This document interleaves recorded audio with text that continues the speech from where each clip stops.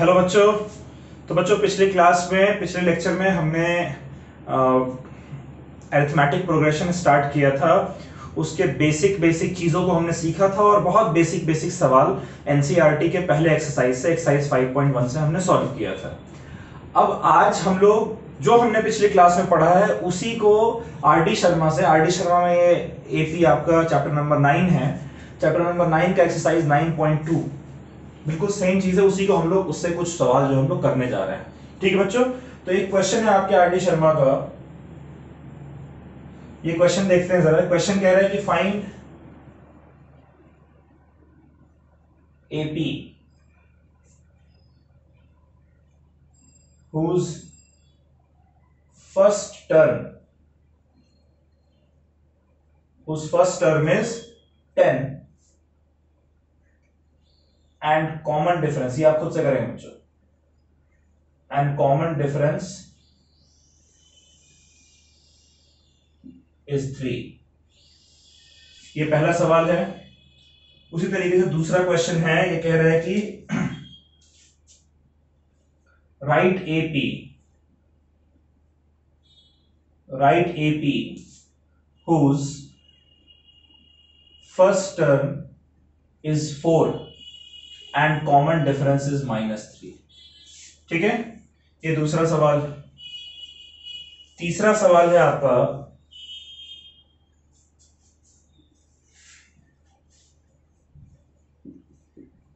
write AP whose first term is -1.25 and common difference is -0.25। ठीक है, ये तीन सवाल हैं। फटाफट से इन तीन सवाल को आप लोग करिए, फिर हम लोग देखते हैं इसका सॉल्यूशन।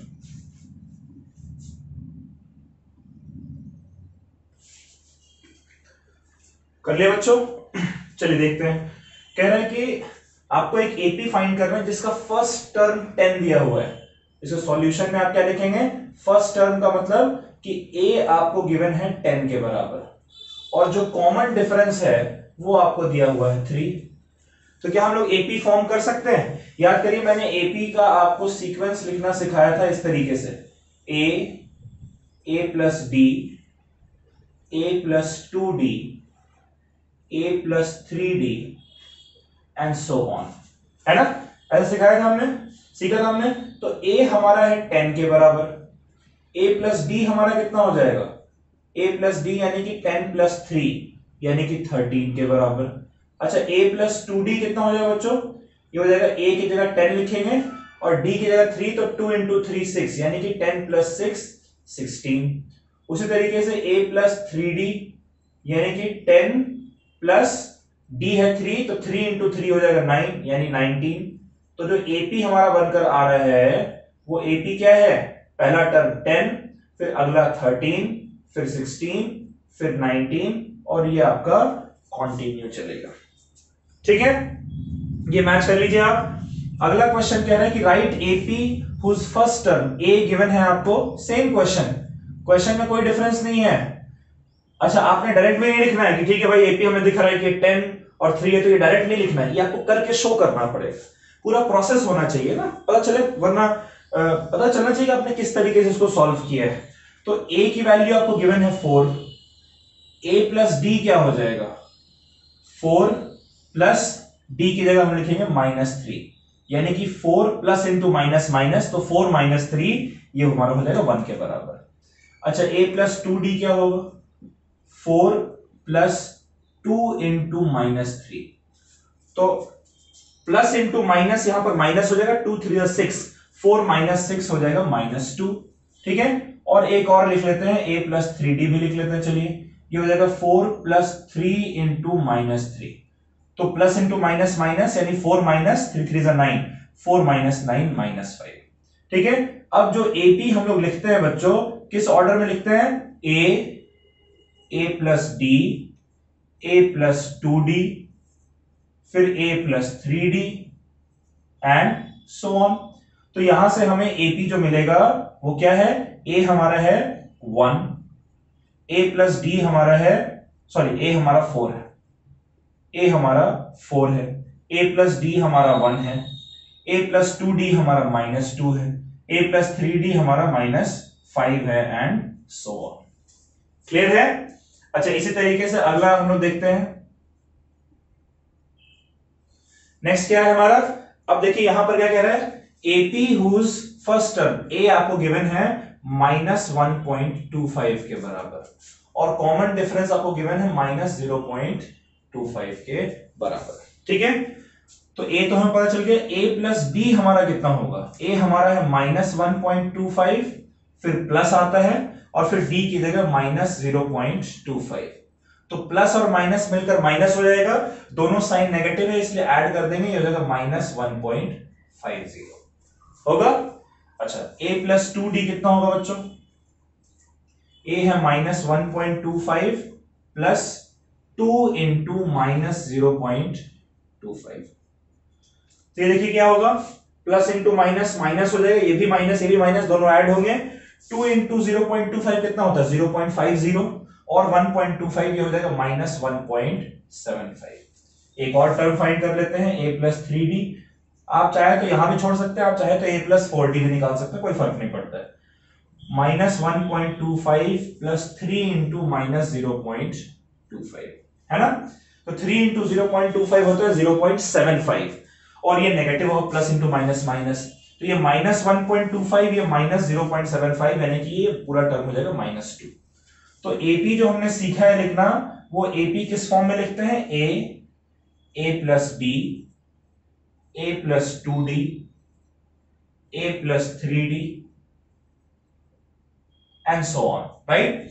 तो ये हमारा क्या हो जाना चाहिए, AP इस इक्वेशन के अकॉर्डिंग a हमारा है -1.25, फिर a प्लस d हमारा है -1.50, फिर अगला a प्लस 2d हमारा है -1.75, a प्लस 3d हमारा है -2, और ये आपका कहानी चलते चलेगी है। ठीक है, इसको आप देख लें, कुछ गड़बड़ है तो ठीक कर लें, कुछ सवाल मैं देता हूं, ये घर पे आप प्रैक्टिस करेंगे।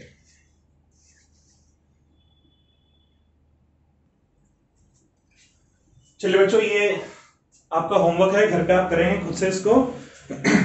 ये 3 क्वेश्चन है, इसमें मैं थोड़ा सा हिंट दे रहा हूं आपको, a -7/2 है और d 3/4 है, तो करना कुछ नहीं है आपको, AP जब आप लिखेंगे, पहला टर्म -7/2, दूसरा टर्म a प्लस d यानी -7/2 प्लस 3/4, एलसीएम लेकर नंबर फाइंड कर लेंगे, फिर उसका अगला टर्म a प्लस 2d, 2 से इसको मल्टीप्लाई कर देंगे तो 3/2 आ जाएगा, सेम प्रोसेस है। ठीक है, इसको नोट कर लें क्वेश्चन को।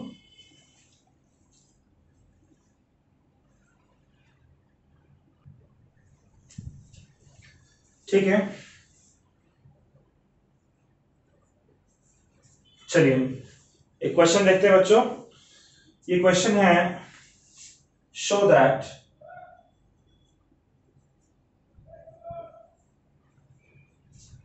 नहीं, थोड़ा इसको बदल देते हैं। ये आरडी शर्मा में 3 अलग अलग क्वेश्चन हैं, इनको मैं 3 पार्ट में इकट्ठे दे रहा हूं। फाइंड वेदर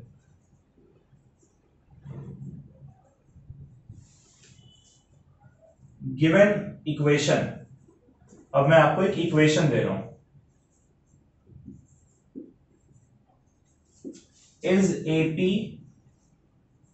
और नॉट। ठीक है, if AP find A and D, मतलब मैं आपको 2-3 इक्वेशन देने जा रहा हूं, और आप उस इक्वेशन को देखेंगे, उस इक्वेशन को यूज करके सीक्वेंस बनाएंगे।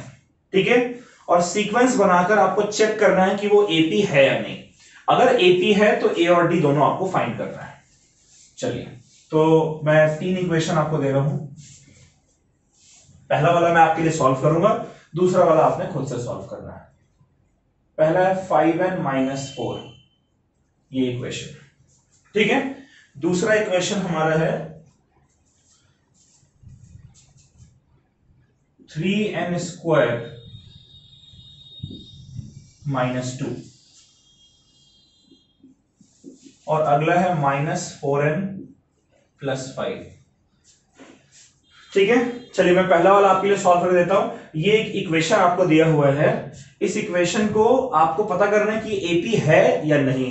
अगर एपी है तो ए और डी फाइंड करिए। सबसे पहले हम लोग क्या करेंगे बच्चों कि एन की जगह हम लोग 1 लिखेंगे।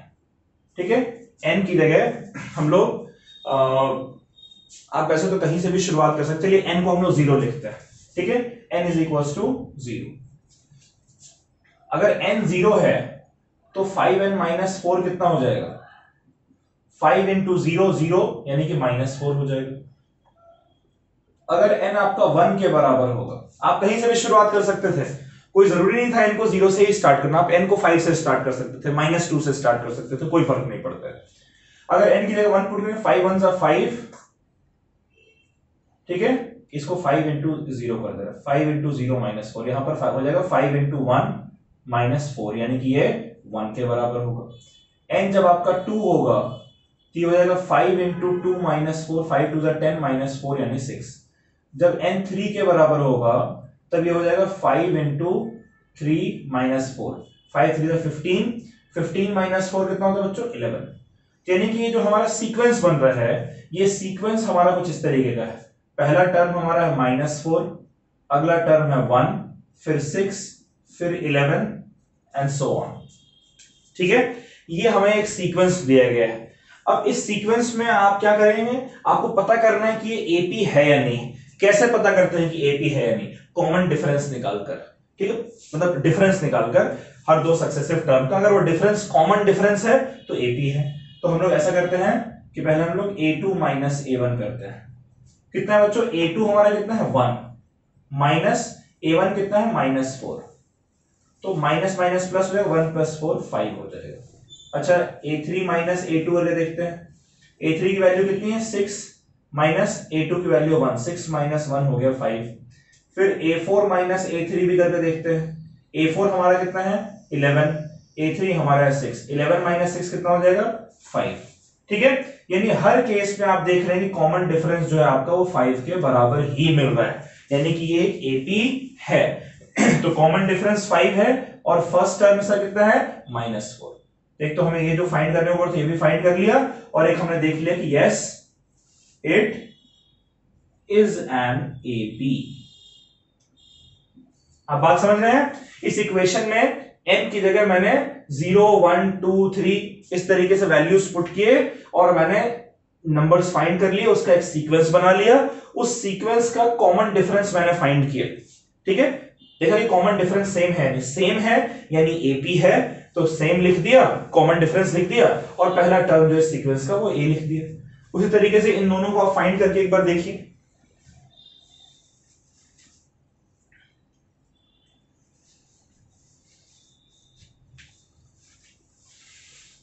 कर लिया बच्चों? चलिए, आई होप वीडियो पॉज करके आपने कर लिए हैं। यहां पर आपने क्या किया, यहां पर आपने मान लीजिए कि n इज इक्वल टू 0 से ही हम शुरू करते हैं। तो n जब 0 होगा तो बच्चों ये हो जाएगा 3 इंटू 0 का स्क्वायर -2। तो 0 का स्क्वायर 0 होता है, 3 से मल्टीप्लाई कर 0, यानी पहला टर्म आपका आ रहा है -2। फिर जब n की जगह हम लोग बच्चों 1 लेंगे तो ये क्या हो जाएगा? 3 इंटू n की जगह 1 रखेंगे, 1 का स्क्वायर -2। तो 1 का स्क्वायर कितना होता है? 1, तो 3 इंटू 1 हो जाएगा 3, 3 - 2 हो जाएगा 1। फिर n की जगह जब आप 2 लेंगे तब क्या हो जाएगा? 3 इंटू 2 का स्क्वायर -2। अब कितना हो जाएगा? ये 2 का स्क्वायर होगा 4, 4 3 12, 12 - 2 ये हो गया आपका 10 के बराबर।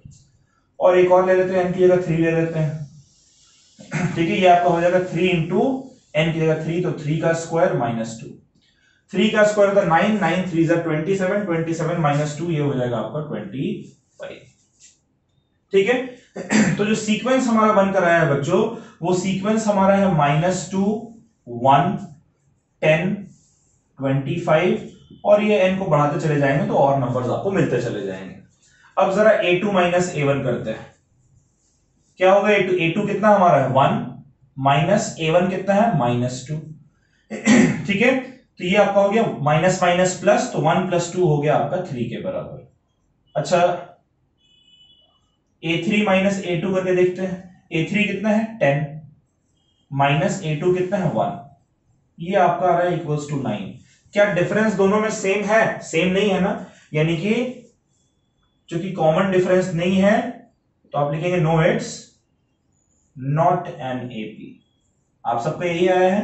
हो सकता है आपने n को 1 से लिया हो, n को 5 से लिया हो, कोई फर्क नहीं पड़ता, लेकिन कॉमन डिफरेंस आपका सेम नहीं आ रहा है। ठीक है, ओके। यहां पर n की जगह हम लोग पुट करते हैं 0। n की जगह 0 पुट करेंगे तो -4 इंटू 0 प्लस 5, ये आपका हो जाएगा सिर्फ 5। n की जगह 1 पुट करते हैं, ठीक है, तो ये हमारा हो जाएगा -4 इंटू 1 प्लस 5। तो -4 इंटू 1 कितना होता है? -4, -4 प्लस 5 ये हो जाएगा +1। ठीक है, n की जगह हम लोग 2 पुट करेंगे तो ये हो जाएगा -4 इंटू 2 प्लस 5। कितना हो जाएगा ये? -4 इंटू 2 होता है -8, -8 प्लस 5 होता है -3।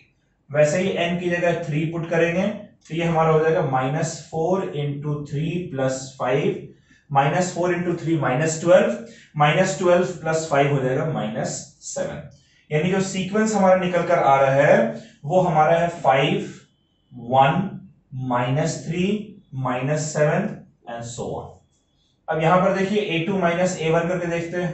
A2 कितना है 1, माइनस A1 कितना है 5, 1 माइनस 5 होता है -4, डिफरेंस -4 का आ रहा है। फिर A3 माइनस A2 जो है, A3 कितना है -3, माइनस A2 कितना है 1, तो -3 -1 भी -4 आता है। एक और टर्म देख लेते हैं, A4 माइनस A3 देख लेते हैं।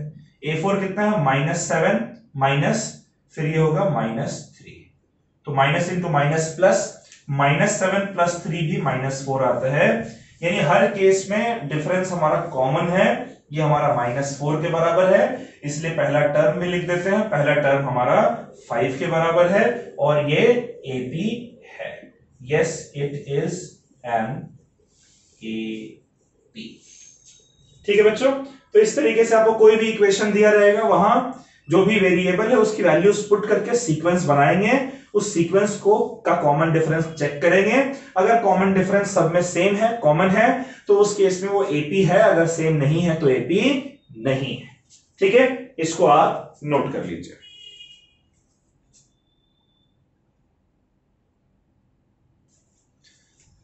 चलिए बच्चों, ये घर पे करिएगा आप इन क्वेश्चंस को। ठीक है, ये मैंने आपको 4 इक्वेशन दिए हैं, इसको नोट कर लीजिए। पता करना है कि एपी है या नहीं। ठीक है, इसको नोट कर लें आप लोग।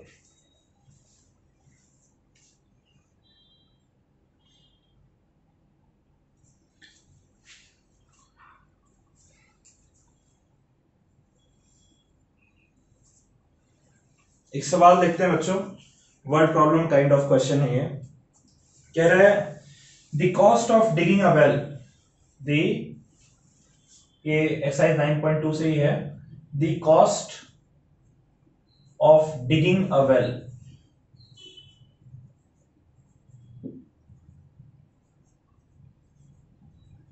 is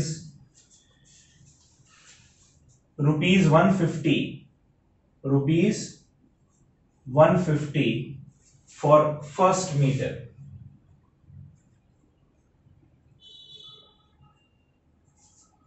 and ₹20 for each succeeding meter।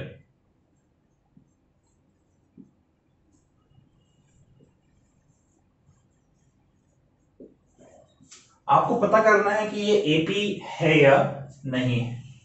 उसी तरीके से एक एनसीईआरटी में क्वेश्चन दिया हुआ है, ये क्वेश्चन भी जरा देखते हैं हम लोग। एक एनसीईआरटी का भी सवाल मैं आपको दे देता हूं। एनसीईआरटी में आपको क्वेश्चन दे रखा है, एक्सरसाइज 5.1 का है ये।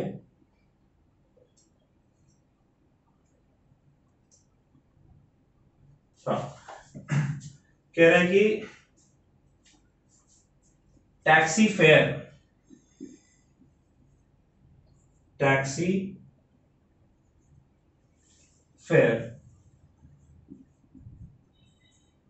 after each kilometer. Taxi fare after each kilometer when fare is rupees 15. When fare is rupees 15 for first kilometer. Rupees 15 for first kilometer and rupees 8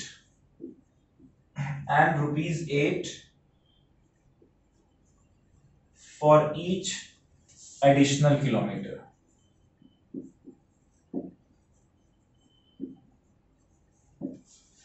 आपको दोनों में पता करना है बच्चों कि ये एपी है या नहीं है।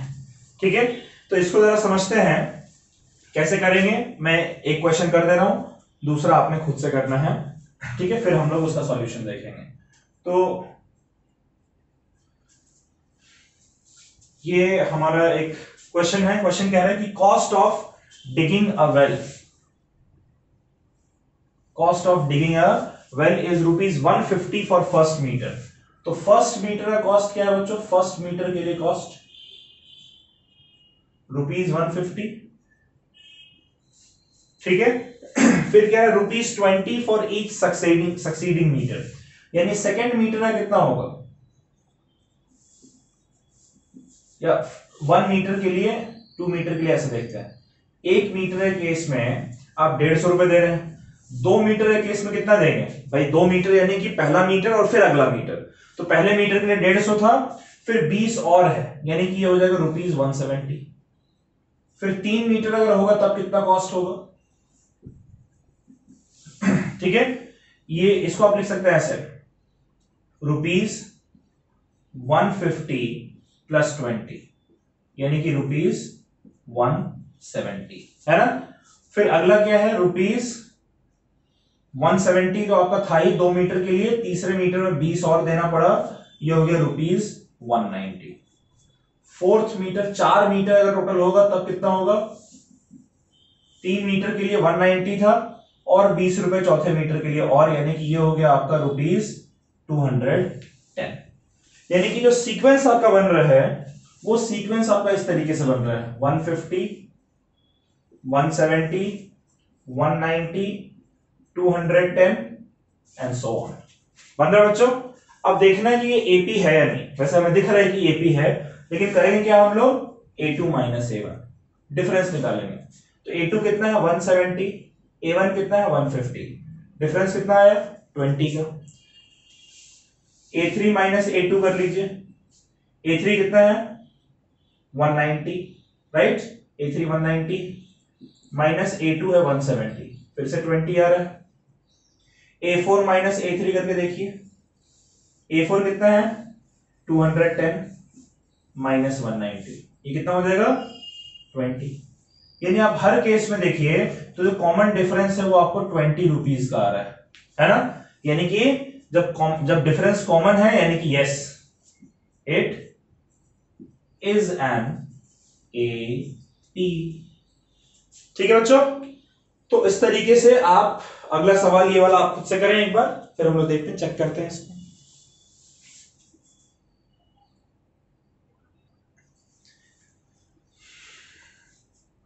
चलिए बच्चों, आई होप आपने कर लिया इसको। देखते हैं जरा। तो क्वेश्चन क्या है कि taxi fare after each kilometre, क्या है? टैक्सी का फेयर है हर 1 किलोमीटर के बाद, जब 15 रुपए फर्स्ट किलोमीटर के चार्ज हो रहे हैं और फिर अगले हर किलोमीटर के लिए 8 रुपीज। तो यानी कि अगर यहां पर आप देखें तो अगर आप 1 किलोमीटर का डिस्टेंस कवर करते हैं टैक्सी से तो कितना कॉस्ट आपको पे करना पड़ रहा है? पहले किलोमीटर का है रुपीज 15, है ना। फिर जब आप 2 किलोमीटर इस टैक्सी से ट्रैवल कर लेते हैं तो पहले किलोमीटर का 15 रुपए लगा और फिर हर अगले किलोमीटर के लिए 8 है, नहीं दूसरे किलोमीटर के लिए 8, that means you are paying rupees 23। ठीक है, 3 किलोमीटर गुजरने के बाद, सॉरी मतलब 3 किलोमीटर ट्रैवल करने के बाद 1 किलोमीटर के लिए 15, 2 किलोमीटर के लिए आपने पे कर दिया 23, फिर दूसरे से तीसरे किलोमीटर पर जाएंगे तो 8 रुपए और एक्स्ट्रा, यानी कितना रुपीज हो जाएगा, ये हो जाएगा आपका 31। क्लियर है। उसी तरीके से चौथा किलोमीटर अगर हम देखें, 4 किलोमीटर जब हो जाएगा तो 3 किलोमीटर के लिए है 31 और ये आपका 8 है, ये हो गया ₹39। क्लियर है। तो अगर आप सीक्वेंस देखें तो आपका सीक्वेंस क्या बन रहा है, 15, 23, 31, 39 एंड सो ऑन। क्लियर है। तो इसका अगर हम देखें कि एपी है नहीं, तो A2 माइनस A1, A2 कितना है 23, A1 कितना है 15, 23 माइनस 15 होता है 8। फिर A3 माइनस A2 अगर हम करेंगे तो A3 कितना है 31, A2 है 23, फिर से आ रहा है हमारा 8। फिर A4 माइनस A3 करिए, ये आपका है 39 माइनस 31, ये आपका हो जाएगा 8। यानी यहां पर हर केस में डिफरेंस आपका कॉमन है 8 के बराबर। इसका मतलब कि yes, it is an AP. Clear है। देख लीजिए बच्चों, कुछ गड़बड़ किया तो उसको नोट कर लीजिए।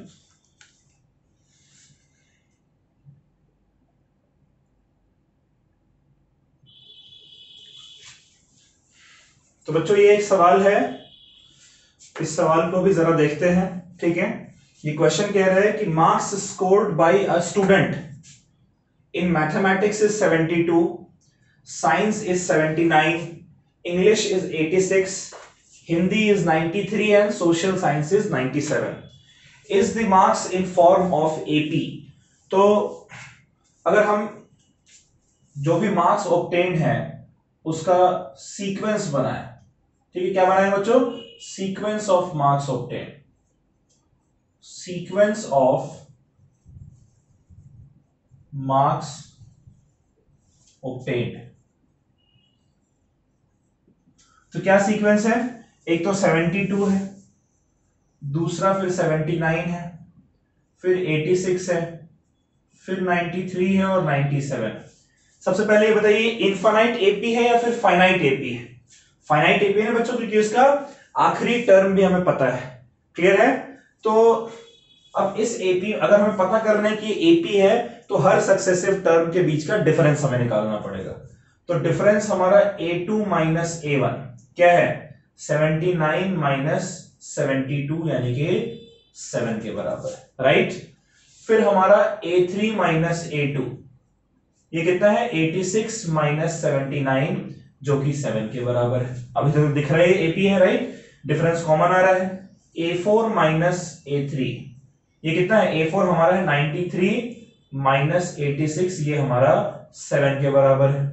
और आखिरी A5 माइनस A4 ये हमारा है 97 माइनस 93 यानी कि 4 के बराबर है। नोटिस कीजिए यहां पे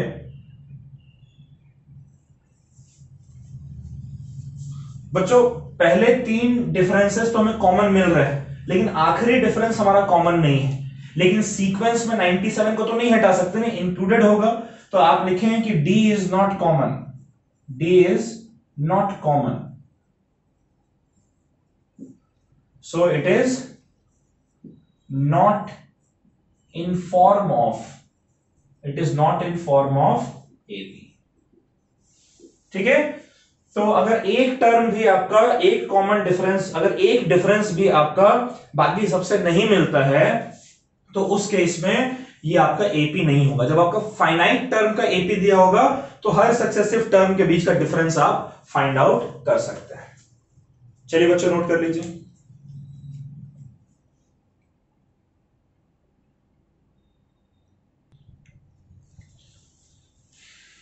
तो बच्चों ये एक सवाल है आपके घर के लिए, घर पे इसको सॉल्व करिएगा और देखिएगा। क्वेश्चन वही है, मैंने थोड़े से वैल्यूज बस चेंज किए हैं।